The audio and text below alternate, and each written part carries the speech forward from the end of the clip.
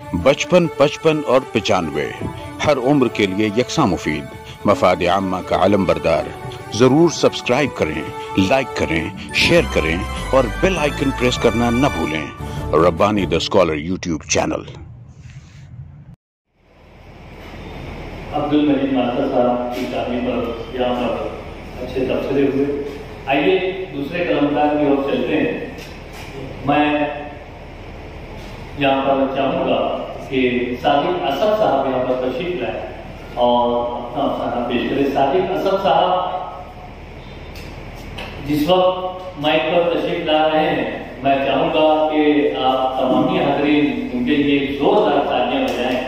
वजह ये कि जो बात मैं आप लोगों को बताने जा रहा हूँ, यकीनन ये मालेगांव शहर के लिए एजाज की बात है, फख्र की बात है। आने वाले माह में 18 जून को सादिक असद साहब जो हैं वो अफसाना पेश करने के लिए मुंबई के नेहरू सेंटर में मदऊ किए गए और ये जो इनका इंतखाब हुआ है ये इस मानों में बहुत माने खैर हो जाता है कि महाराष्ट्र से, पूरे महाराष्ट्र से सिर्फ 2 लोगों का इंतखाब हुआ है अफसाना पेश करने के लिए, जिसमें ये एजाज मालेगांव शहर के सादिक असद साहब को जाता है। और साथ ही साथ हमें भी फख्र हो रहा है कि सादिक असद साहब जो है वो अदारा नस्री अदब के एक बहुत ही पुराने जो है वो हाजरीन में भी शुमार होते रहे हैं, अफसाना पेश करने वाले में भी शुमार होते रहे हैं और आप तबसरा और तज्जिया भी किया करते हैं। मैं बड़े अदब व एहतराम के साथ आपको यहाँ पर मदऊ करता हूँ कि तशरीफ लाएं और अपनी तकलीफ, अपना अफसाना पेश करें। माइक के करीब बोलो। बहुत शुक्रगुजार हूँ मैं और इजाज़त है सर। हाँ जी। अफसाने का उन्वान है नाकामी हसरत। नाकामी हसरत।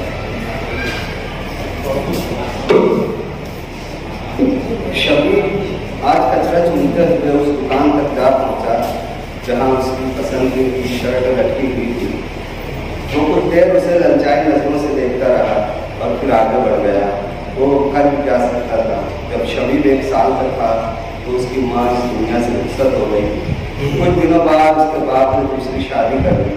शबीर की दूसरी माँ को जब तक कोई औलाद नहीं थी तो मामला ठीक रहे और जब औलाद हुई तो शबीर के साथ सौतेली माँ का रवैया शुरू हो गया। कई बार शबीर के बाप ने अपनी बीवी को समझाया, कभी कभी तो उसे मारने के लिए वो खड़ा हुआ कि वो ये सोचकर अपने कदम को रोक लेता कि उसके चले जाने के बाद शबीर के कोई जुल्म उस पर न करे, शबीर पर कोई जुल्म वो उस पर न करे और अपने गुस्से को पी जाने की कोशिश करता। शब रोज गुजरते रहे। अब शबीर का बाप दिन भर काम करता और शाम को शराब पीकर सो जाता। शबीर भी सरकारी स्कूल में जाने लगा था। स्कूल से आते ही वो छोटे भाई और बहन को संभालने लगता। वो संभालता भी इसलिए था कि उनके खाते वक्त बिस्किट के कुछ टुकड़े जो ज़मीन पर गिर जाते थे वो उसके हिस्से में आ जाते। कभी कभी तो उस पर भी उसे गालियाँ और मार खानी पड़ जाती थी। सुबह स्कूल जाते हुए शबीर अक्सर उन औरतों को देखता जो कचरा चुना करती थी। उसे भी ख्याल आया कि वो कचरा चुनकर पैसा जमा कर सकता है और अपने पसंद की टी शर्ट खरीद सकता है। रात को उसने एक पोसीदा बोरा निकाला और उसे मोड़ कर स्कूल के बस्ते में रख दिया। सुबह को मामूल के मुताबिक रात का बच्चा हुआ खाना खाया और बस्ते को लेकर घर से निकल गया। बस्ती से दूर जाकर उसने घोड़े को बस्ती से निकाला और फिर बस्ते को घोड़े में डालकर कचरा चुनने लगा। जब उसे एहसास हुआ कि स्कूल की तातील का वक्त करीब है तो वो शहर के एक दुकान पर तमाम कचरों को फरोख्त करके पैसे अपनी मुट्ठी में दबाए घर की सीढ़ी चल पड़ा। 3 दिनों तक जब वो स्कूल नहीं गया तो टीचर के कहने पर कुछ बच्चे शबीर के घर पहुँचे और उसकी माँ को शबीर के स्कूल में जाने की बात कहकर वापस लौटे। आज शबीर बहुत खुश था। उसने काफ़ी पैसे जमा कर लिए थे।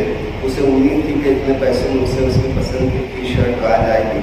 वो तमाम छुट्टे पैसों को नोट में बदल कर अपनी किताब में रख लिया और इस डर से वो घर की जानिब चलने लगा कि आज कहीं देर ना हो जाए तो कल आकर खरीद लेगा।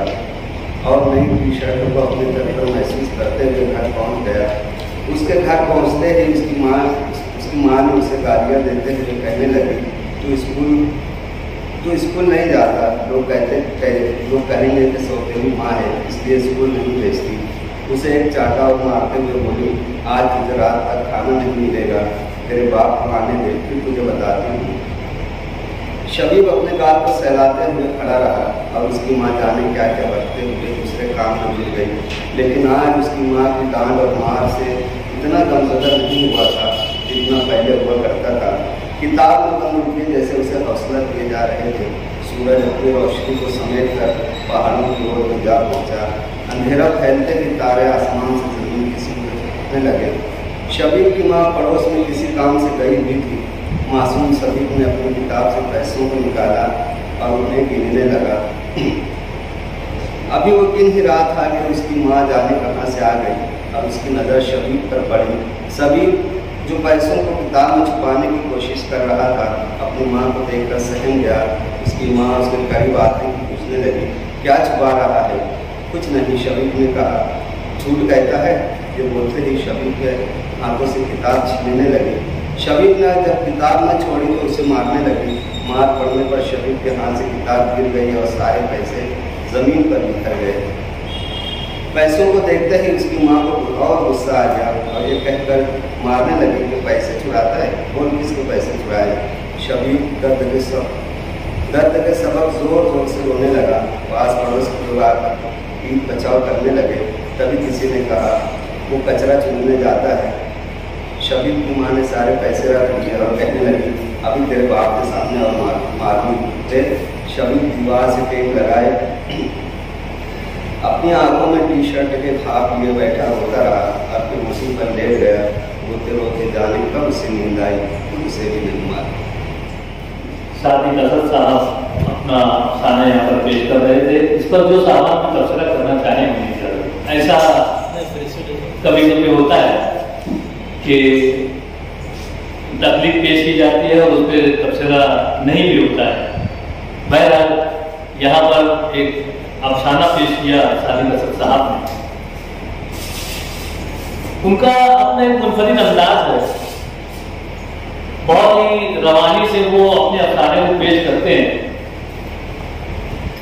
और कभी कभी सामीन उसे समझ भी नहीं पाते और वो अफसाना जो है तेजी से आगे बढ़ जाता है। ऐसा वारदात हुआ है। बहरहाल अफसाना निगार की अपनी एक आदत, अपनी एक जो उसका जो तरीका है वो अपने तौर से यहाँ पर पेश करता है। आइए मैं यहाँ पर हमारी आज इस नशिस्त के तीसरे कलमकार की हैसियत से यहाँ पर मैं एक बात वाज़ेह कर दूं कि अदारा नसरी अदब में हमेशा से ये होता रहा है कि अदब अतफाल पर दो पेशकश की जाती है। एक अब्दुल बरी मास्टर साहब करते हैं और उसके बाद जो है हमारे अदारे के नायब सदर मोहतरम डॉक्टर इकबाल वर्की साहब जो है यहाँ पर पेशकश करते हैं। लेकिन क्योंकि आज आप इस नशिस्त की सदारत फरमा रहे हैं, इसलिए मैं कशमकश में था कि आपको बुलाऊं या ना बुलाऊं। लेकिन मैं यहाँ पर तमामी हाज़रीन के सामने जो है आपसे पूछता हूँ कि सर क्या आप यहाँ पर अपनी तहरीक पेश करेंगे? हाँ, तो मैं बड़े अदब एहतराम के साथ आज के जो हमारे दूसरे कलमकार थे, यहाँ पर बोर्ड पर लिखा हुआ है मोहतरम डॉक्टर इकबाल वर्की साहब, मैं उन्हें मदू करता हूँ कि भाई यहाँ तशरीफ लाएं और अपनी तकलीफ पेश करें।